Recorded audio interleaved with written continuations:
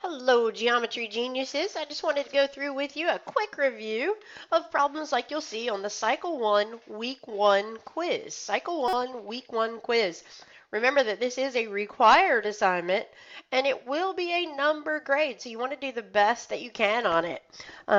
If you don't do well on your first try, just come back, watch this recording again, read through the lessons in the OHS, or stop by a Raise Your Grade session, and hopefully that'll help you bring it up. So this is like number 1 on your quiz. It's not the exact same question, but it is a similar question. In this question, it says, which term best describes the relationship between lines EF and IJ? So I'm just going to highlight EF and IJ so we can see what we're looking at. And you'll notice that they both say that they are perpendicular to both AB and CD. I should have used a different color, shouldn't I? Well, since I know that they're perpendicular to both of those lines, I know that that EF and IJ have to be parallel. They'll go on forever, but never touch. All right, I hope that helps.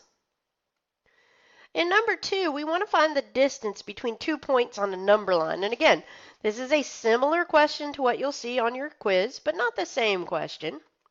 So what I want to do is I want to go from A to C. So I'm just going to jump. 1, 2, 3, 4, 5, 6, 7, 8, 9, 10. But I'm not stopping there. I'm going to go all the way to C. 11, 12, 13, 14. There are 14 hops between those two numbers. Now, one thing I want to caution you about, and I don't remember if it's true on your quiz or not, but sometimes they might count by different numbers. So let's say they went from -7 and then this was -5.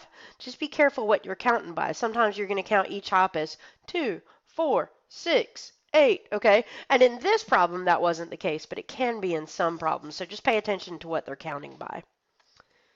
All right, let's look at number 3.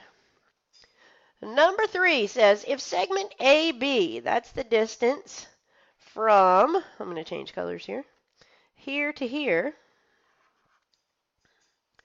is 13 units.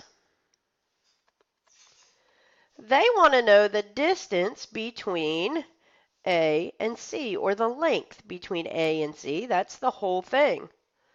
Well, how in the world am I going to find that out? I don't have any idea what the distance is between B and C, do I? Oh, but wait, maybe I do. Notice that there are tick marks here and here. What that tells me is that those two segments are congruent. So B would be the midpoint of AC, or the middle of AC. So I know with these tick marks that congruent means equal. So if AB and BC are equal, I know that BC is also 13 units. So now I can add those two together to find the length of the entire segment AC. So in other words, I would just do 13 plus 13 equals 26 units. Okay, but the key here is remembering these tick marks mean congruent. What I would do if I were you, and I should have said this at the beginning, is I would pause after each example and then do your quiz question. Okay, so like when I finish this, I would pause me and then go to number 3 on your quiz. Okay? All right. This is like number 4. We've been talking about different types of transformations. Remember, a transformation just means a change. All right, a translation is a slide.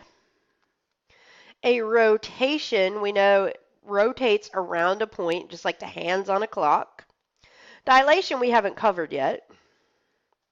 And a reflection is like flipping it across a particular line. Okay, so a slide, a spin, and a flip, basically. So let's use those to look at these figures over here. I'm looking at number 9, the seahorses. And to me, that is a reflection. He has reflected across that line, just like looking at the in a mirror at himself. All right, now I'm looking at the starfish, number 10, and that arrow there is a dead giveaway. And the eyes, see how the eyes went from the top to the side? That tells me that that is a rotation.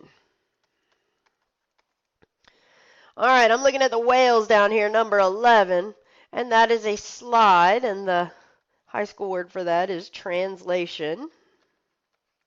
Okay.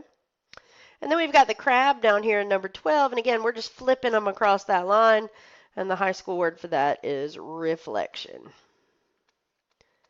They probably taught you slide, flip, and turn in elementary school, and honestly, I still have to think about those words to figure out what they are, and I imagine you do too, so there's a look at those. That's like number 4. So again, I would just pause me and then go do number 4 on your quiz. All right, so let's take a look at one like number 5. And this question is a little different than the way we've talked about it. The the transformations that we've talked about so far, not including dilation, just translation, rotation, and reflection, are called rigid motion transformations. And what that means is they keep the same size and same shape, but they may have a different position or different orientation. Different position. But since they are the same size and the same shape, we can say that what's true about all of those is that the figures are congruent. They don't change size or shape.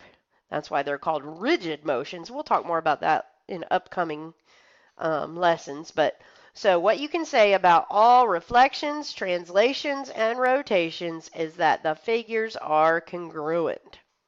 All right, I hope that helps. If you don't make a good grade, watch this video again.